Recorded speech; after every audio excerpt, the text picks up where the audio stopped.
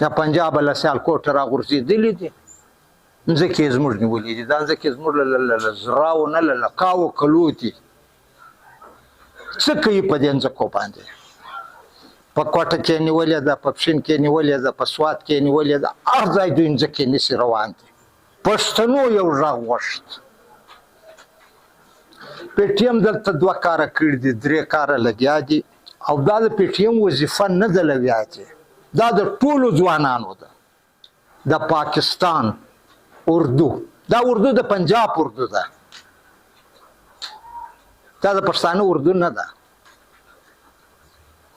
دغه اردو دلته ځمکې نیولې دي یا پنجاب له سیالکوټ راغورځېدلي دي ځمکې یې زموږ نیولې دي دا ځمکې زموږ له زراو نه له لقاو کلو دي څه کوي په دې ځمکو باندې په کوټه کې نیولې ده په پښین کې نیولې ده په سوات کې نیولې ده هر ځای دوی ځمکې نیسي روان دي د پنجاب خاوره بیخي لږ ده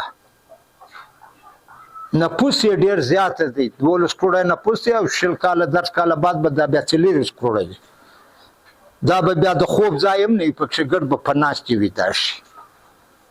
پنجاب پراختیا غواړي د هندوستان پر خوا پراختیا نشي هاخوا ته نشي ورتلای راځي به دې خواته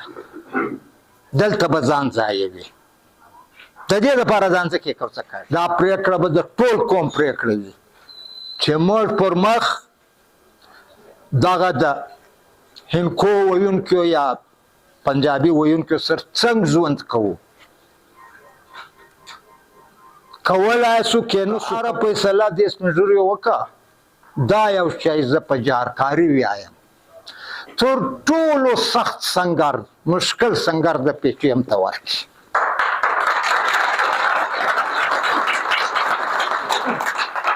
ان شاء الله چې پی ټي ایم به پالي